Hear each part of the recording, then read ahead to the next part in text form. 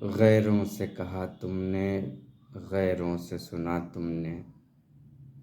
गैरों से कहा तुमने, गैरों से सुना तुमने। कुछ हमसे कहा होता, कुछ हमसे सुना होता। आज थोड़ी सी गुफ्तगू करेंगे रिश्तों में होने वाली दरार के बारे में, या म्यूचुअल रिलेशन के बारे में। और गुफ्तगू शुरू करने से पहले एक छोटी सी एक स्टोरी सुनाऊंगा। ये किताबी स्टोरी है, किताबी कहानी है, और ये मुझे नहीं पता कि ये सच है या झूठ है, लेकिन बहुत इबरत भरी कहानी है। कहानी ये है, मैं थोड़ा सा जल्दी जल्दी सुना दूँ क्योंकि लोगों के पास बड़ा वक्त कम होता है कुछ सुनने के लिए।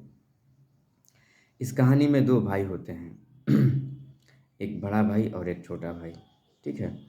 और उनके माँ बाप नहीं होते हैं, और एक वक्त के बाद बड़े भाई की शादी हो जाती है और कुछ दिनों के बाद दोनों अलग हो जाते हैं और खेतों का बंटवारा हो जाता है।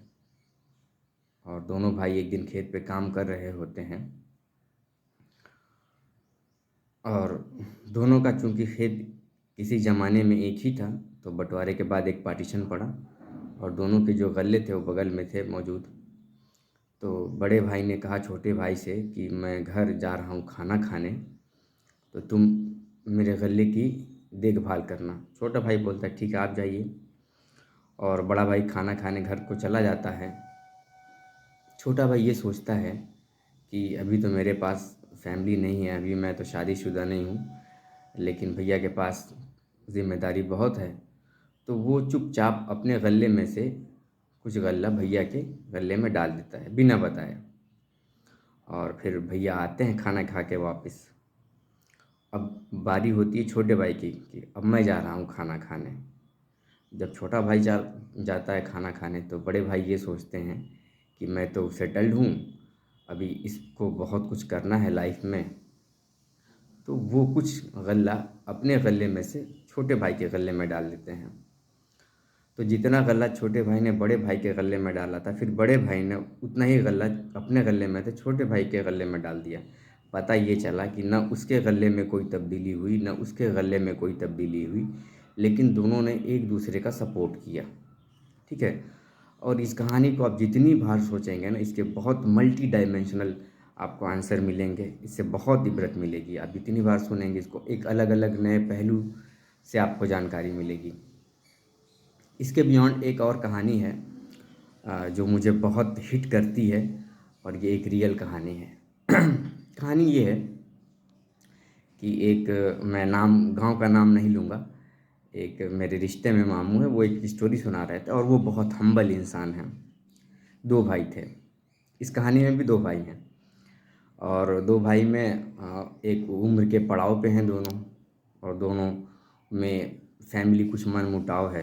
तो उसमें से बड़े भाई के लड़की की शादी थी, बड़े भाई के लड़की की शादी थी, और शाम को बारात आना था, ठीक है। तो जो बड़े भाई थे, वो जो द्वारा जिसको हम लोग बोलते हैं बैठका अपने एरिया में, इलाके में, उस पे वो कुछ साफ़ सफाई करवा रहे थे या कुछ वर्क करा रहे थे, ठीक है। और दूसरे भाई जिसको हम लोग बोलते हैं दरखोल, खंडहर, ठीक है ना। अब तो गांव में बहुत कम है, ना के बराबर है, लेकिन है अभी भी मौजूद। तो दूसरे भाई दरखोल में थे। अब दोनों भाई में बातचीत नहीं है, ताल्लुकात ख़राब हैं, और इवन दैट कि बेटी की शादी है उसमें भी वो इनवाइट नहीं किए हैं, और उनको इनविटेशन नहीं मिला। अगर मिला भी होता तो शायद वो नहीं आते, ठीक है ना। मामला इस कदर बिगड़ा हुआ था। खैर, तो इसमें जो हमारे रिश्ते में मामू लगेंगे, उन्होंने देखा कि अरे एक बड़े भाई जिनके बेटी की शादी है, वो दरवाजे पे हैं, छोटा वाला भाई खंडहर में है, दरखोल में। वो आए और दुआरे पे उनको कहा कि जाना तल्ला भैया।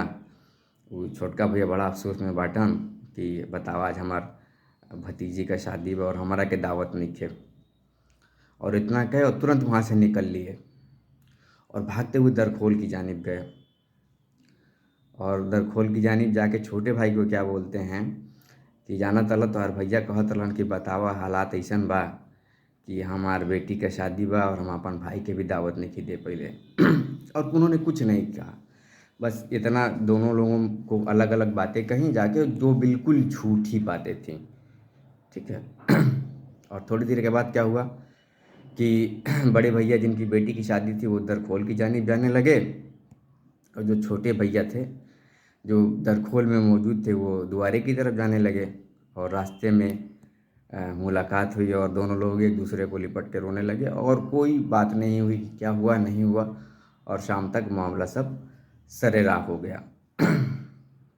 ये एक इबरत भरी कहानी है। इस मौजू में तीसरा पहलू ये है कि मैं थोड़ी सी अपने उम्र से बड़ी बातें करूँगा, और इसलिए कर पाऊँगा क्योंकि मेरा एक मामूल रहा है कि मैं बड़ों के साथ बैठता हूँ, और आप भी, और आज भी अपने वालिद मोहतरम के साथ मैं 24 घंटे में से 1 घंटा बिताता हूँ। और जितनी वो कहानियाँ सुनाते हैं उस कहानी में जितने भी पात्र हैं, और मैं कभी देखा तो नहीं, लेकिन वो कहानियाँ बिल्कुल रटी हुई हैं दिमाग में। होता क्या है कि रिश्तों में एक हमारा पर्सनल रिलेशन होता है। जैसे मेरा रिलेशन मेरे वालिद साहब के साथ है, मेरे भाई के साथ है, मेरी बहन के साथ है, और दीगर मेरे दोस्त के साथ है। और एक रिलेशन है म्यूचुअल रिलेशन, जिसमें मेरे पर्सनल रिलेशन में, जैसे मान लीजिए हम हैं, भैया हैं और पापा हैं, हम लोग एक म्यूचुअल रिलेशन में हैं। ठीक है ना। मेरा भैया के साथ रिश्ता पर्सनल रिलेशन है, पापा का भैया के साथ या पापा का मेरे साथ पर्सनल रिलेशन है। अब होता क्या है, पहले के दौर में जब दो पर्सनल रिलेशन में कुछ मनमुटाव होता था, कुछ मिसअंडरस्टैंडिंग होती थी, तो जो म्यूचुअल रिलेशन में होते थे उस मिसअंडरस्टैंडिंग को ख़त्म करते थे और बीच का रास्ता निकालते थे, और दोनों लोगों से गुफ्तगू करते थे और समझाते थे कि यहाँ आपकी गलती है, यहाँ आपकी गलती है, आपको पहले माफ़ी मांग लेना चाहिए, आपको बाद में माफ़ी मांग लेना चाहिए, आपको ऐसे करना चाहिए, और डांट के डपट के रिश्ते को कायम करा देते थे। लेकिन दौरान हाल में ये हालत है सोसाइटी का कि अगर आपके पर्सनल रिलेशन में थोड़ी सी भी गिरावट आई है तो जो आपके म्यूचुअल रिलेशन वाले हैं उसमें जहर घोल देते हैं, आग में घी डाल देते हैं।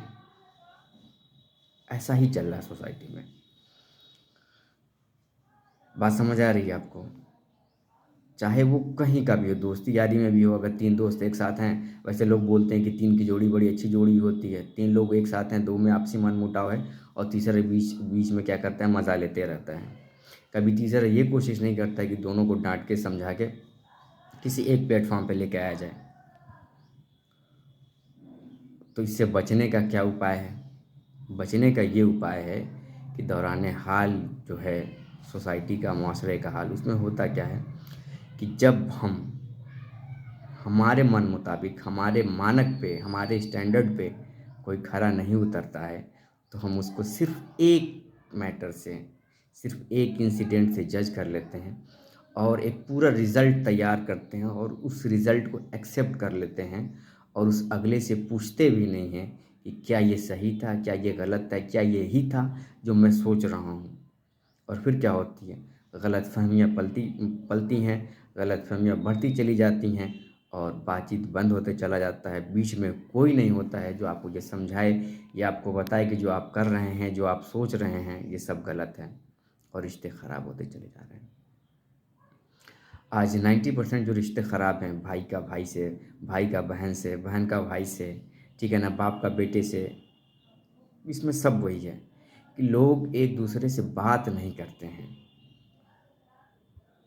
गलतफ़हमियाँ हो जाती हैं, मिसअंडरस्टैंडिंग हो जाती है। इंसान हैं, सोचने का दायरा हमारा लिमिट है, लिमिटेड सोचने का दायरा है। एक दायरे के बाद हम नहीं सोच सकते, नहीं समझ सकते हालात को, और हम जज कर लेते हैं सिर्फ चुनिंदा चुनिंदा मैटरों से।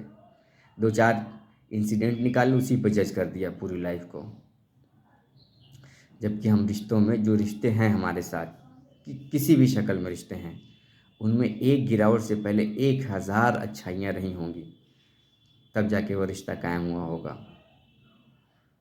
कुछ रिश्ते बाई चांस हैं, कुछ रिश्ते बाई चॉइस हैं, मैं दोनों की बात कर रहा हूँ।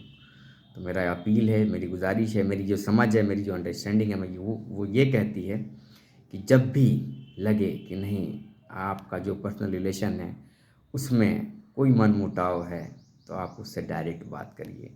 आप उससे लड़िए, उससे झगड़िए, उसको गालियाँ दीजिए, लेकिन बातचीत नहीं बंद करिए।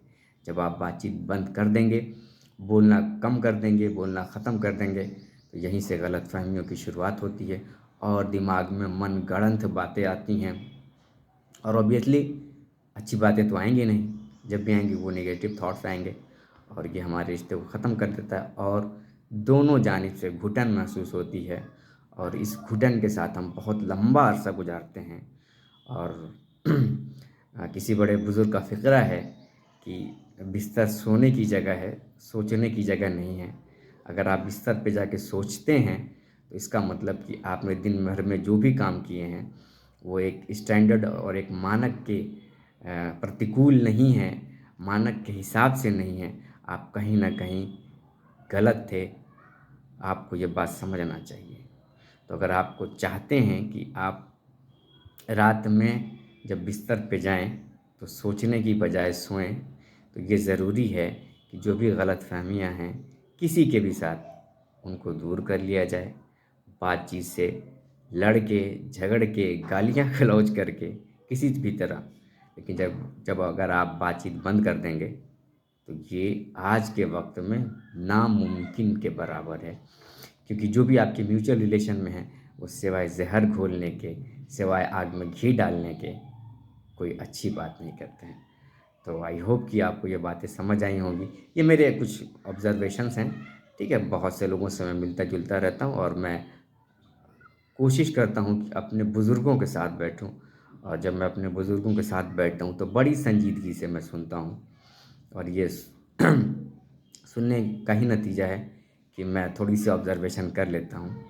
तो इस बात का ख़्याल रखें कि म्यूचुअल रिलेशन अपनी जगह, पर्सनल रिलेशन अपनी जगह। जब भी कोई झगड़ा हो, तो कोशिश करें कि गलतफ़हमियों को जितना जल्दी हो सके दूर कर लें, वरना ये गलतफ़हमियाँ आपको घुट-घुट के, घुटा-घुटा के मारेंगी और फिर आप एक ईगो के चक्कर में, एक जिसको बोलते हैं आत्मसम्मान के चक्कर में, जिसको लोग बोलते हैं, दरअसल वो आत्मसम्मान नहीं है, वो एक ईगो है, वो सेल्फ़ रिस्पेक्ट नहीं है, वो ईगो है जिसको हम लोग सेल्फ़ रिस्पेक्ट का कभी-कभी नाम देते हैं। आपको घुटा-घुटा के, तड़पा-तड़पा के मारेगी और आप बिस्तर पे सोने की बजाय सोचते रह जाएँगे। बहुत शुक्रिया, धन्यवाद।